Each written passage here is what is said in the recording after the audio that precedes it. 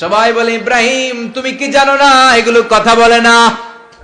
সৈয়দনা ইব্রাহিম বলে যে এটা কথা কয় না, ওইটার পূজা করস কেন? নিতেন বিশ্বনবী পাটির মধ্যে সিজদা করতেন, আবার বিশ্বনবী সিজদা করে যখন দাঁড়িয়ে যেতেন মা আয়েশা আবার আগের মতো পা বিছিয়ে দিতেন। আল্লাহু আকবার।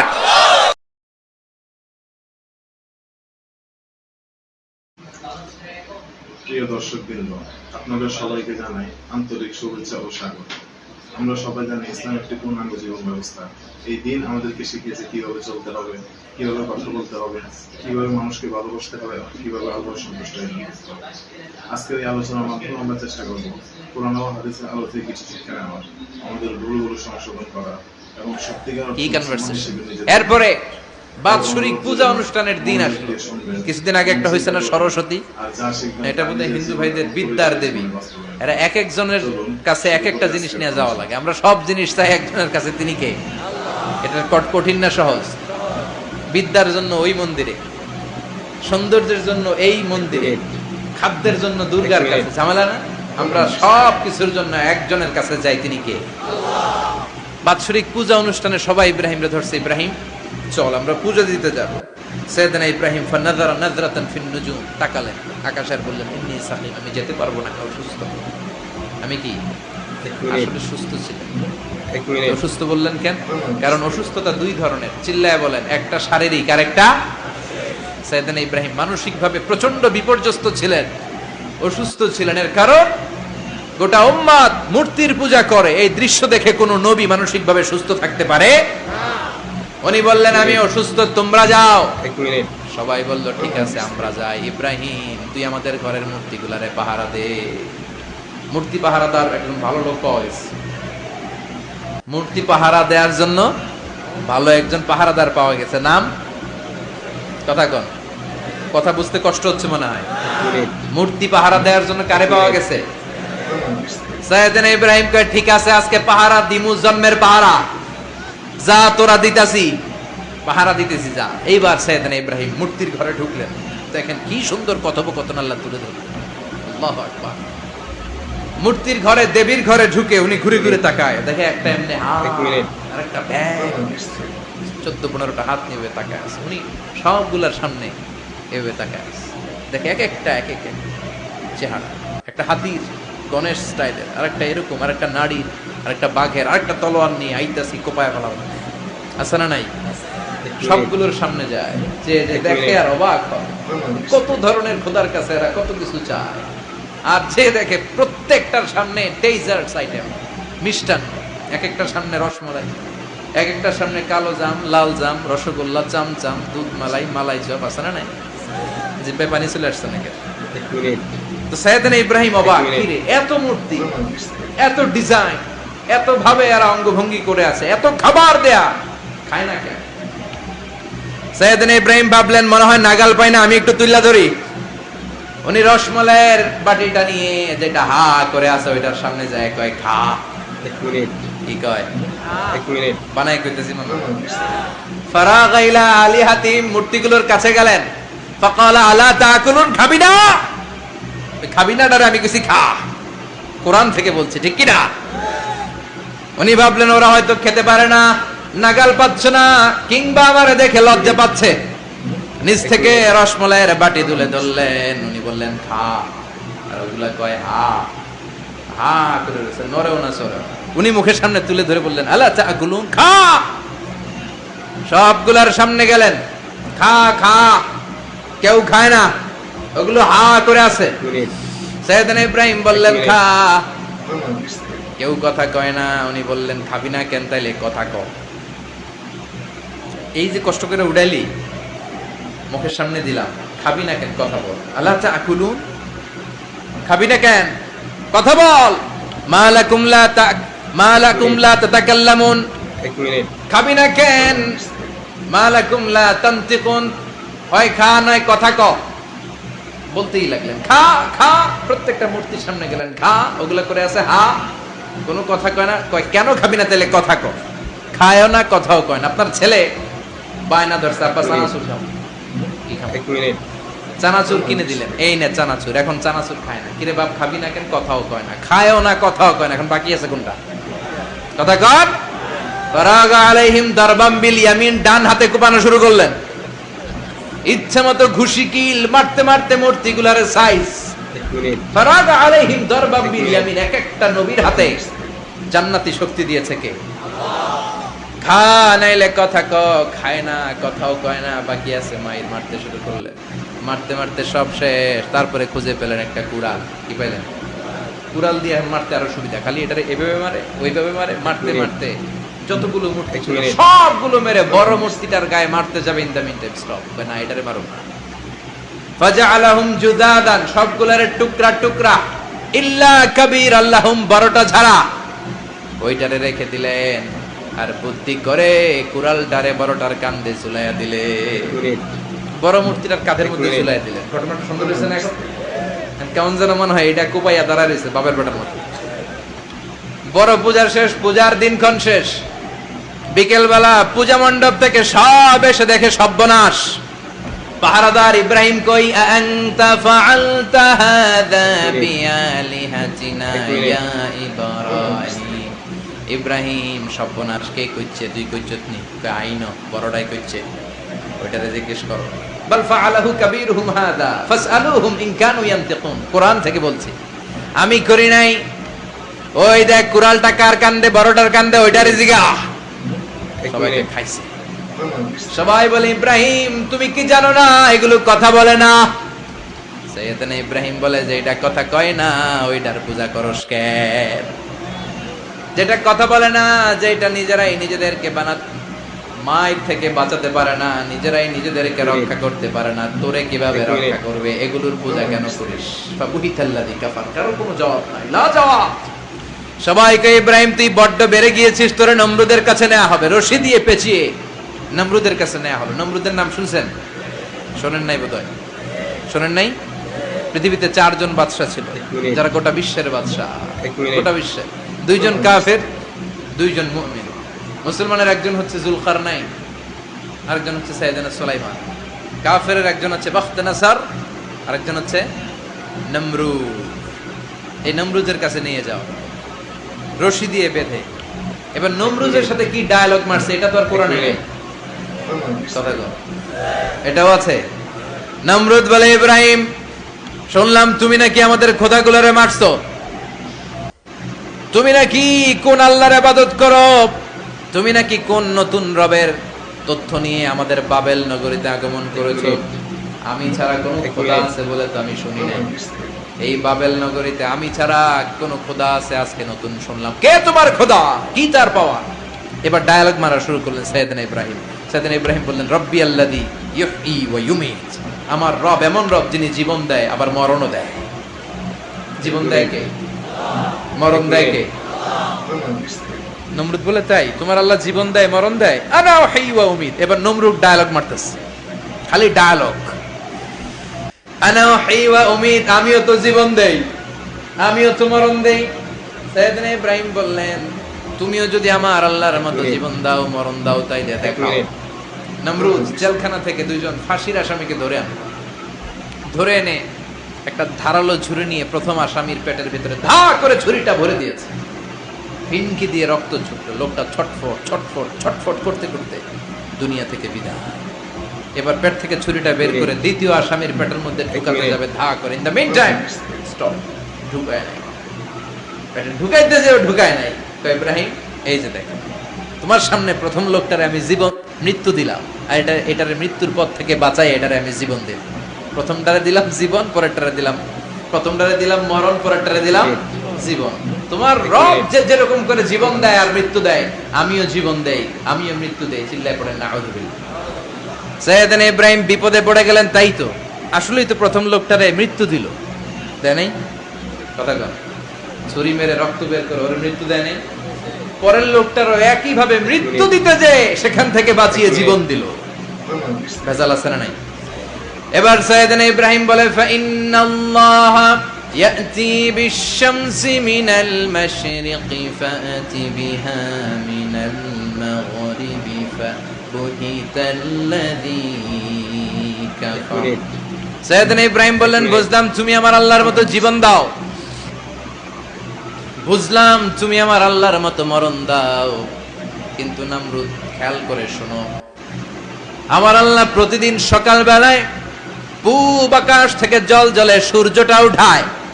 তোমার যদি এরকম কোন ক্ষমতা থাকে, তুমি আগামীকাল সকাল থেকে পূর্ব দিক থেকে সূর্য না উঠিয়ে পশ্চিম দিক থেকে সূর্যটা উঠাও। ফাবুহিতাল্লাযী কাফার, এবার ধরা গেছে।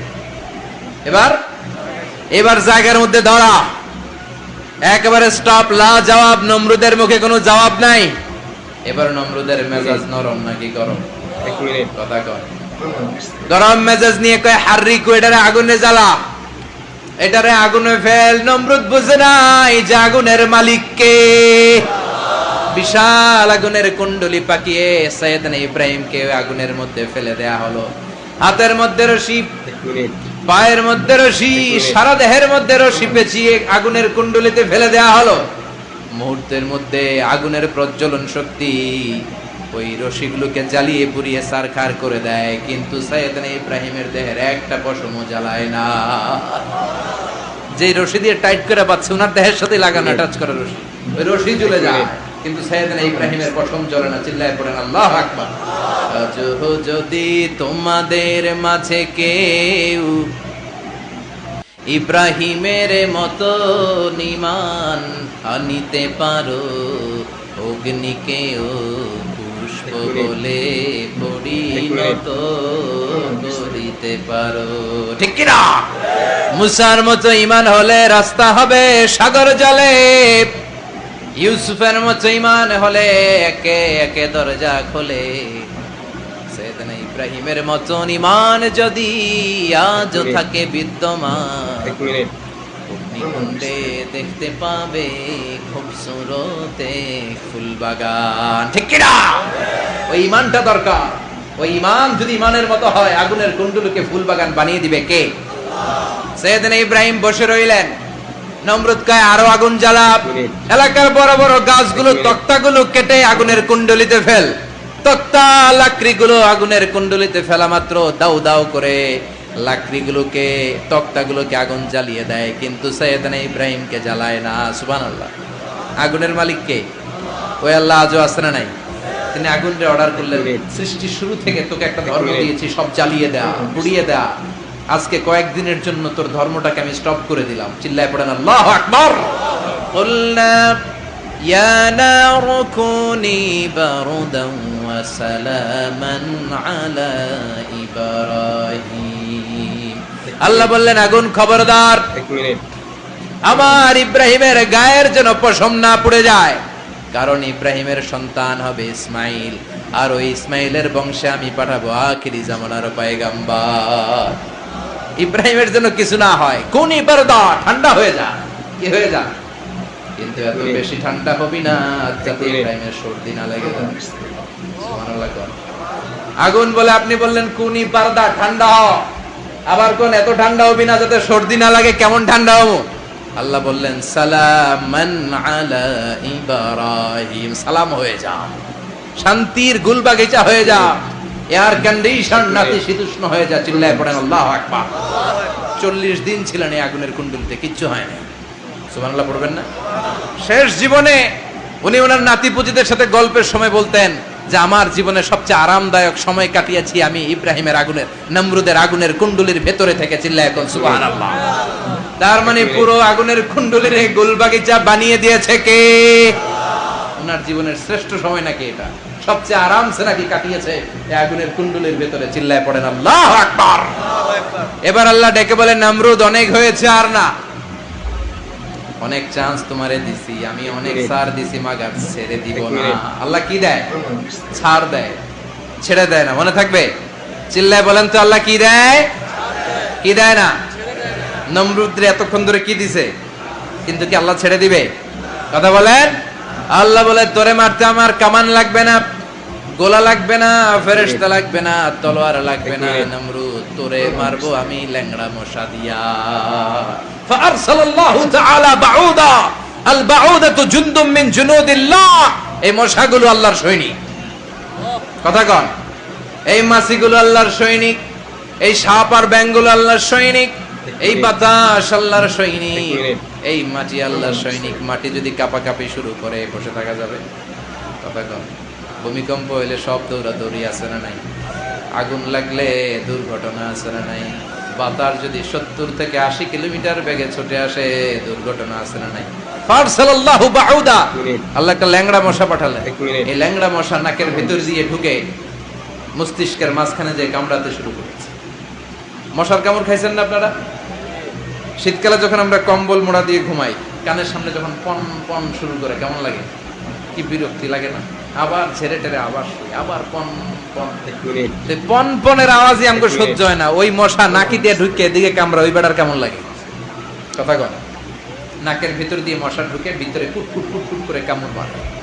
এই কামড় খাইয়া নমরুদ এবার নাচানাচি শুরু করছে। I M A disco dancer. Or dance দেখে সবাই হাসে, একেবারে I M A disco dancer. Or dance দেখে সবাই অবাক। ঘটনা কি? খোদাই লাফাইকে এতদিন ধরে সবাই নমরুদরে পূজা করতো আর বলতো নমরুদ সবচেয়ে বড় খোদা, নমরুদ সবচেয়ে। এখন খোদা কি করে? ড্যান্স দেয়। চিল্লা এখন কি দেয়? এবার নমরুদ বাঁচার জন্য মাথার মধ্যে আঘাত করে, কিন্তু মশা বের হয় না। চিল্লায় আওয়াজ করে উত্তরে বলেন, মশা ঢুকছে কার অর্ডারে? এই মশা বেরোবেও কার অর্ডারে? মাথার মধ্যে আঘাত করে ঘুষি মারে, কিল মারে, কিন্তু মশা বের হয় না। এবার আশেপাশের যারা আছে খাদেম খুদ্দাম কয়, তোরাও ঘুষি মার। খাদেম খুদ্দাম মনে মনে কয়, আজীবন অনেক মারছস, আজকে আমরা মারুম। সুযোগ পায়া কিলের উপর কিল আর ঘুষি। আজীবন অনেক কাজ করাইছিস আমাদেরকে দিয়ে, অনেক জুলুম করেছিস, আজকে সুযোগ পেয়েছে মতো মাইরা লই। খাদেম খুদ্দাম ওরাও কিল ঘুষি। ঘুষাইতে ঘুষাইতে চেহারার মানচিত্র পাল্টাই দিছে, মাকার মশা বের হয় না। এই মশা ঢুকছে কারা দেশে? কথা কন। এই মশাটা যদি বেরোতে হয় অর্ডার লাগবে একজনের। চিৎকার করে বলেন, চিনি কে? নিজেও মারে, বেরোয় না। খাদেম খুদ্দামরা মাথার মধ্যে কিল ঘুষি মারে, বেরোয় না। নমরুদ কয়, এবার আমারে জুতা মার। কি মার? আমরা পরি প্লাস্টিকের জুতা, বাটার জুতা, অ্যাপেক্সের জুতা, আগে পড়তো খরমের জুতা। খরমের জুতা বানায় কি দিয়া? কথা কর। এবার কাঠের জুতা দিয়ে খাদেম খুদ্দামরা মাথার মধ্যে বাড়ি। পিটাইতে পিটাইতে মাথাটাকে ফাটিয়ে রক্তাক্ত করে জামিনের মধ্যে নমরুদরে শুইয়ে দিয়েছে। আর আল্লাহর সৈনিক সেই বাউদা মশা নাকের ভেতর থেকে শূন্যে উড়াল মেরেছে। চিল্লায় পড়েন আল্লাহু আকবার। তার মানে এত শক্তিশালী হয়েও, গোটা বিশ্বের রাজা হয়েও নমরুদের ক্ষমতা নমরুদরে বাঁচাতে পারে নাই। চিল্লায় পড়েন ঠিক কিনা? এজন্য ক্ষমতা কাউরে বাঁচাতে পারে না, দাপট কাউরে বাঁচাতে পারে না, অহংকার কাউরে বাঁচাতে পারে না, সৈন্যবাহিনী কাউরে বাঁচাতে পারে না। বাঁচাতে পারে একজন। চিৎকার করে বলতে হবে, তিনি কে? পৃথিবীতে কেউ তো স্থায়ী হয় না, ওক না সে ফেরাউন কিবা নমরুদ। কেউ ভাবে চিরদিন রয় না, কেউ ভাবে চিরকাল রয় না। পৃথিবীতে কেউ স্থায়ী হয় না। নমজে পড়ো আজ দিলে মে তোমার চরণ তলে, হৃদয় যায় নামাজ। এ নামাজি আমার ঘরে, নামাজে পড়ো আজ দিলে মে তোমার চরণ তলে, হৃদয় যায় নামাজ। আল্লাহু আকবার পড়েন। তিনি দোয়া করলেন, আল্লাহ রাব্বি জাআলনি মুকিমাস সালাহ। আল্লাহ আপনি আমার নামাজ কায়েমকারী বানান। কি কায়েমকারী? তার মানে নামাজ পড়লে সবাই মিলে পড়তে হবে, ঠিক কি না? নামাজ কায়েমকারী বানান। আমার সন্তান ইসমাইলের নামাজ কায়েমকারী বানান। আমার দোয়াটা কবুল করেন। কবুল করে নিল কে? আবার বললেন, আল্লাহ মক্কার নিরাপদ বানান। কবুল করলো কে? আবার বললেন, ওয়াবা'আস ফীহিম রাসূলা। আল্লাহ এই শহরে একজন নবী পাঠান। কবুল করলো কে? যত দোয়া করছে সব কবুল করে নিল কে? এজন্য সাইয়েদনা ইব্রাহিমের জীবনী থেকে কি কি শিক্ষা গুনতে শুরু করেন। নাম্বার 1, আল জিহাদু দিদ্দা শিরক। ওনার জীবন থেকে প্রথম শিক্ষা হচ্ছে শিরকের বিরুদ্ধে জিহাদ। মুমিনের জীবনে জিহাদ চলবে কিসের বিরুদ্ধে? উনি মূর্তির সাথে আপোষ করে নাই, গাছের সাথে আপোষ করে নাই, মাছের সাথে আপোষ করে নাই, ধ্রুব তারা, চাঁদ, সূর্যের সাথে আপোষ করে নাই। উনি এক আল্লাহকে খুঁজে পেয়েছে। চিল্লায় বলেন ঠিক কি না? আল্লাহ সব গুনাহ ক্ষমা করে, শিরকের গুনাহ ক্ষমা করে। 2 নাম্বার শিক্ষা হচ্ছে সত্যকে অন্বেষণ করতে হবে। ওইটা আমার বাবার বিরুদ্ধে যাক, ওইটা আমার দাদার বিরুদ্ধে যাক, ওইটা আমার দলের বিরুদ্ধে যাক, ওইটা আমার মতের বিরুদ্ধে যাক, সত্য যেখানে আমিও সেখানে। চিল্লায় এখন ঠিক কিনা? এটা হচ্ছে সাইয়েদনা ইব্রাহিম আলাইহিস সালামের ঈমান স্পিরিট। শিরকের বিরুদ্ধে মুমিন জিহাদ করবে, সত্য যেখানে আছে মুমিন তালাশ করে সেটাকে ছিনিয়ে আনবে। সাইয়েদনা ইব্রাহিমের জীবনী থেকে 3 নাম্বার শিক্ষা হচ্ছে ভিশনারি অ্যাটিটিউডের হতে হবে মুমিনের। আমরা খালি 10 বছরের হিসাব করি, 20 বছর, 50 বছর, ইহুদিরা হিসাব করে 200 বছর। কোনো কাজ করার আগে 200 বছর পরে কি হইতে পারে ওইটা হিসাব করে। সাইয়েদনা ইব্রাহিম এরকম ভিশনারি ছিলেন, এজন্য দোয়া করেছেন রব্বানা ওয়াবআস ফীহিম রাসূলা। আল্লাহ যদিও ধুধুপ্রান্ত জনমানব হীন একটা এলাকা, আপনি এই এলাকায় এমন একজন নবী পাঠায়েন যেই নবীর আঁচলের নিচে গোটা বিশ্বটা একত্রিত হয়ে যাবে। কবুল করলেন কে? কি ভিশন দেখছেন, কি ভিশনারি অ্যাটিটিউড। তিনি তখন থেকেই বিশ্বনবীকে দেখতে পেয়েছিলেন। এজন্য ভিশনারি অ্যাটিটিউডের হন, স্বপ্নবাজ হন। স্বপ্ন সেটা না যেটা মানুষ ঘুমিয়ে ঘুমিয়ে দেখে, স্বপ্ন সেটা যেটা অর্জনের আকাঙ্ক্ষা মানুষকে ঘুমাতে দেয় না। এটা ছিলেন সাইয়েদনা ইব্রাহিম, ভিশনারি অ্যাটিটিউডের ছিলেন। 4 নাম্বার শিক্ষা, যোগ্য প্রজন্ম তৈরি করে যাওয়া। উনি কি প্রজন্ম তৈরি করছে দেখেন। প্রথম ছেলে ইসমাইল, দ্বিতীয় ছেলে ইসহাক। ইসহাকের চ্যানেলে বনি ইসরাইলের সব নবীরা আসলো, আর এই চ্যানেলে বিশ্ব নবী আসলো। তার মানে বাপকা বেটা সিপাহী কা ঘোড়া। প্রজন্ম তৈরির দরকার আছে না নাই? শিরকের বিরুদ্ধে লড়াইয়ের দরকার আছে না নাই? আর নবীদেরকে মডেল হিসেবে মানার দরকার আছে না নাই?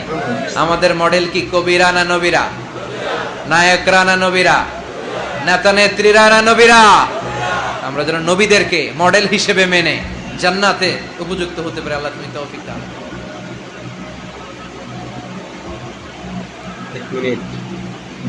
এক মিনিট।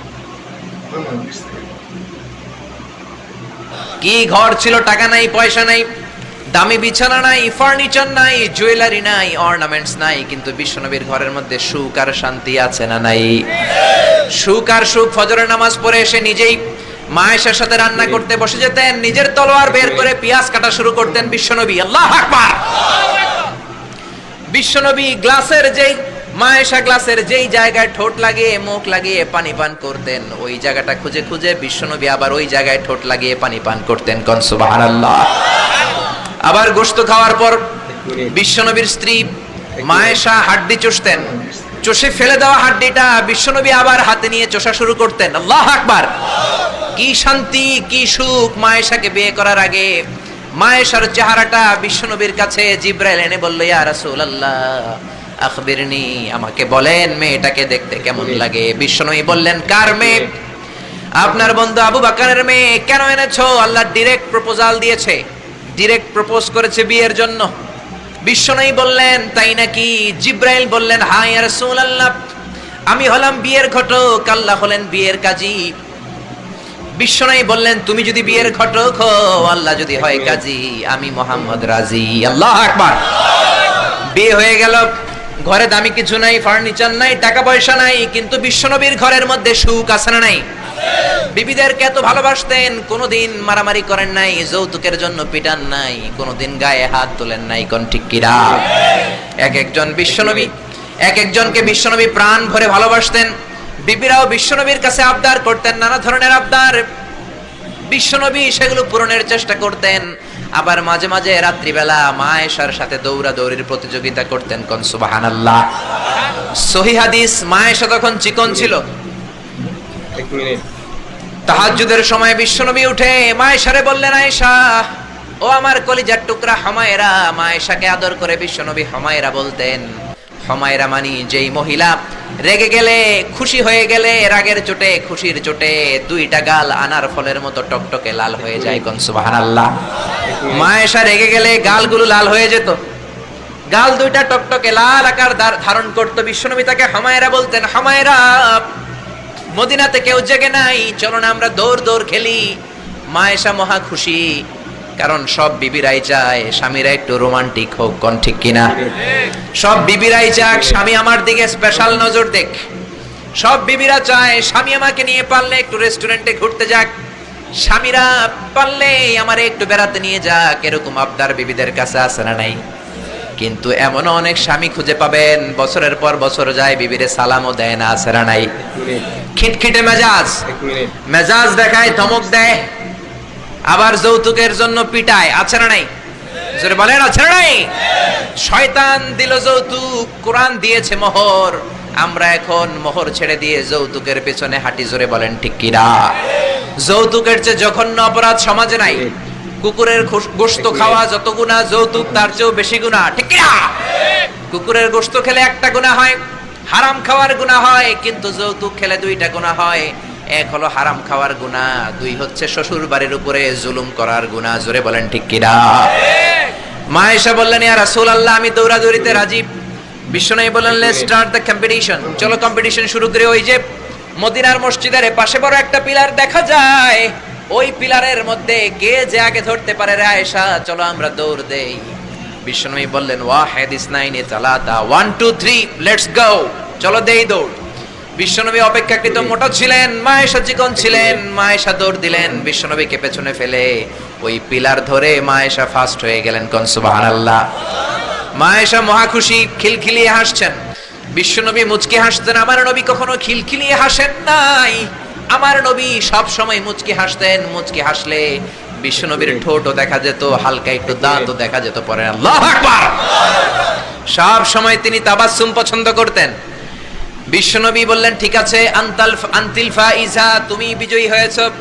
তার ঠিক 6 বছরের পরের ঘটনা। এই 6 বছরের ব্যবধানে মা আয়েশার আগের মতো চিকন নাই, মা আয়েশারে মোটা বানিয়ে দিয়েছে কে? আবার 6 বছর পরে বিশ্বনবী তাহাজ্জুদের সময় উঠলেন, মা আয়েশারে ডেকে বললেন, আয়েশা, মদিনার কোন লোক জেগে নাই, সবাই ঘুমিয়ে আছে, চলো আজকে রাতেও দৌড় খেলি। মা আয়েশা বললেন, আমি রাজি, চলেন শুরু করে দেই। বিশ্বনবী আবার ওই জায়গায় যেয়ে দাঁড়ালেন, বললেন, ওই যে মসজিদে নববীর পিলার দেখা যায়, কে কার আগে পিলার ধরতে পারে? রেডি, আমরা শুরু করে দেই। 1 2 3 স্টার্ট, গো। বিশ্বনবীও দৌড়, মা আয়েশাও দৌড়, জনমের দৌড়, আইজও দৌড়, কাইলও দৌড়। কে কারে হারাতে পারে? বিশ্বনবী আগের মতোই আছেন, কিন্তু মা আয়েশারে মোটা বানিয়ে দিয়েছে কে? এবার আর বিশ্বনবী চান্স দেন নাই মা আয়েশারে। বিশ্বনবী ওই দিন আসলে ইচ্ছা করে হারেন নাই, মা আয়েশারে জিতানোর জন্য দেরিতে গিয়েছেন। কোন ঠিক কিরা? আমার নবী যদি শক্তি দিয়ে দৌড়ায়, নবীর সাথে কেউ দৌড়ে জিততে পারে না। জোরে বলেন ঠিক কিরা? মদিনাতে বিশ্বনবী যখন ঘোড়া হাঁকাতেন, সাহাবীরা বলতেন 1 মিনিটের মধ্যে, আধা মিনিটের মধ্যে বিশ্বনবীর ঘোড়া যে কত সামনে চলে যেত। সামনে আমরা ধোঁয়ার বালি দেখতাম, বিশ্বনবীরে খুঁজে পাওয়া যেত না। আল্লাহু আকবার। আবার তিনি যখন ওট হাঁকাতেন, পাগলের মতো বাতাসকে পেছনে ফেলে ওটগুলো দৌড়াতো। আদবা আর কসওয়া, এই দুইটা ওট নবী ব্যবহার করতেন। নবী কি ব্যবহার করতেন এগুলো জানেই না। সালমান খান কোন ব্র্যান্ডের টিস্যু দিয়া টয়লেটে যায় এটাও জানে। 1 মিনিট। কোন নায়ক কি করে, সাকিব আল হাসান কোন ড্রিঙ্কস খায় এরকম মাসেল বানাইছে, সবার মুখস্থ আছে না নাই? এরপরে মাশরাফি কেমনে পেস বল করে, ওই প্র্যাকটিস আছে না নাই? কে কেমন কি করে সব মুখস্থ, কিন্তু নবীরা কেমন চলতেন, নবীদের সুনান কি ছিল, এটা আমাদের জানা নাই। জোরে বলেন ঠিক কি না? বিশ্বনবী যদি দৌড়ের মতো দৌড় দেয়, কেউ পারে না। এমন শক্তি আল্লাহ বিশ্বনবীর মাসলের মধ্যে দিয়েছেন, কাউরে একবার ধরলে খবর আছে না নাই? মক্কার সবচেয়ে বড় কুস্তিগিরের নাম হলো রুকানা। রুকানার সাথে কুস্তিতে কেউ পারে না। সাহাবীরা বললেন, ইয়া রাসূলুল্লাহ, ইয়া হাবিবাল্লাহ, কোনদিন আপনি রুকানার কাছে যাবেন না, কেননা রুকানা হলো সব চাইতে বড় কুস্তিগির, রুকানা কুস্তি দিলে আপনি পারবেন না। কিন্তু বিশ্বনবীর দাওয়াত তো কোনো গুটি কয়েক মানুষের জন্য নয়, সবার জন্য, ঠিক কি না? সবার জন্য দাওয়াত দিতে হবে। বিশ্বনবী ফজরের নামাজের পরে সাহাবাদের চোখকে ফাঁকি দিয়ে রুকানার কাছে চলে গেল। রুকানার কাছে যে বলল, ইয়া রুকানা আসলিম তাসলাম, ইসলাম ধর্ম গ্রহণ করো, শান্তি দিবে কে? রুকানা বলে, ধর্ম গ্রহণ করব না, একটা শর্তে করতে পারি, কুস্তিতে মুসারাআতে যদি আমাকে হারাতে পারো, আমাকে যদি কুস্তি খেলে হারিয়ে দিতে পারো, তাহলে আমি কালিমা পড়ে নেব। বিশ্বনবী বললেন, আমি তো কুস্তি লাগি না, আমি কাউরে মারি না, তবে জাহান্নামের মাইর থেকে বাঁচানোর জন্য আমি এসেছি। বলেন ঠিক কি না? রুকানা বলে, না না, আমি রাজি হব না, আমাকে হারিয়ে দিতে পারলে তবেই আমি কালিমা পড়তে রাজি। বিশ্বনবী দয়ার নবী, মায়ার নবী, একটা লোক যদি জাহান্নামের আগুন থেকে বাঁচে, এইটা বিশ্বনবী বেশি বেশি চাইতেন। বিশ্বনবী রাজি হয়ে গেলেন। এবার কুস্তি লাগার পালা। রুকানা একটা হাফ প্যান্ট পরে পজিশন নিচ্ছে। রেসলিং খেলা দেখেন নাই? ডোনাল্ড ট্রাম্পের ট্রাম্প টাওয়ারের ভিতরে এটি খেলে, গায়ের মধ্যে তেল মেখে কুস্তিতে পজিশন নিচ্ছে। বিশ্বনবী পজিশন নেয় না, রুকানা লাফায়, আমার নবী লাফায় না। বিশ্বনবী রুকানারে ডেকে বলল, রুকানা লাফাও কেন? রুকানা বলে, এই খেলা খেলতে হলে সবার লাফাতে হয়, তুমি লাফাও না কেন? মুহাম্মদ তুমিও লাফাও। বিশ্বনবী বললেন, আমি লাফালাফি পছন্দ করি না, আমার নবী সেলাইবিহীন লুঙ্গি ব্যবহার করতেন। সেলাই ছাড়া লুঙ্গি পরে যদি কেউ লাফালাফি করে বাতাসে সতর খুলে যাওয়ার সম্ভাবনা আছে না নাই? বিশ্বনবী লাফালাফি করেন না, দাঁড়িয়ে আছেন। রুকানা বলে, মোহাম্মদ তুমি আগে বক্সিং মারো। বিশ্বনবী বললেন, আমি কাউরে মারি না, কারণ আমারটা খাইয়া হজম করার যোগ্যতা কারো নাই, ঠিক কি না? বিশ্বনবী বললেন, আমি মারবো না, তুমি মারো। রুকানা বলে, তুমি মারো। রুকানারাও রাজি করাতে পারেন না। বিশ্বনবী বক্সিং মারেন নাই। বিশ্বনবীর মুবারক ডান হাতটা নিয়ে রুকানার বাম কাঁধের মধ্যে টাচ করে বিশ্বনবী বললেন, ও রুকানা, এত লাফাও কেন, এত লাফাও কেন? বিশ্বনবী ডান হাত দিয়ে কাঁধের মধ্যে ধরতে দেরি, মুহূর্তের মধ্যে রুকানা বেহুশ হয়ে যায়। আল্লাহু আকবার। সবাই রুকানার মাথার মধ্যে পানি ঢালে হুশ করে বলে, রুকানা তুই তো বড় শিয়ানা। ওরে রুকানা তুই তো বড়, তোর শিয়ানাগিরি গেল কই? আব্দুল্লাহর বেটা মুহাম্মদ তোরে ঘুষি দেয় নাই, কিক মারে নাই, বক্সিং মারে নাই, শুধু একটু ধরেছে, বেহুশ হলি কেন? রুকানা বলে, আরে তোরা তো জানিস না, তোরা কিছু দেখিস নাই, তোরা দেখেছিস মুহাম্মদ হাত দিয়ে আমার গায়ের মধ্যে ধরেছে। আসলে ওইটা হাত ছিল না, আমার মনে হয় গোটা উহুদ পাহাড়টা এসে আমার কাঁধের উপরে চেপে বসেছে। জোরে কোন সুবহানাল্লাহ। বিশ্বনবী রুকানাকে বললেন, রুকানা তুমি তো হেরে গেলে, এবার কালিমা পড়ো। কয়, না না, আমি রেডি আছিলাম না, তুমি আগে ধরছো। মুনাফিকেরা মিথ্যা বলে, জোরে বলেন ঠিক কিনা? কাফিরেরা মিথ্যাবাদী হয়। বিশ্বনবী বললেন, ঠিক আছে তাহলে আবার লাগবো। রুকানা বলল, তুমি মারো। বিশ্বনবী বললেন, প্রথমটা আমি মেরেছি, এইবার তুমি মারো। রুকানা বলে, আমি মারবো না, তুমি মারো। বিশ্বনবী আবার রুকানাকে ধরলেন। মুহূর্তের মধ্যে রুকানা আবার বেহুশ হয়ে যায়। সুবহানাল্লাহ কইতে বললেন না? হুশ ফিরানো হলো। আবার সবাই মাথায় পানি দেয়।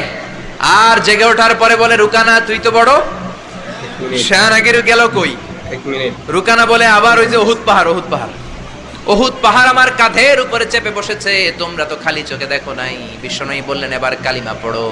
রুকানা বলে, না না, আমার পেটে ক্ষুধা ছিল, আমার গায়ে শক্তি কম ছিল, আমি প্রস্তুত ছিলাম না, পেট ভরে খাবো, খেয়ে দে তোমার সাথে আবার লাগুম। দাইন 3 1 মিনিট। দাইন কয় দাইন? খেলা এরকম বলে না অনেকে, দাইন 3 আবার লাগবো, আবার খেলা হবে। আবার বিশ্বনবী ধরলেন, আবার বেহুশ। বিশ্বনবীকে তোরে আর কত বেহুশ করুন? এজন্য আমার নবীর গায়ে শক্তি আছে না নাই?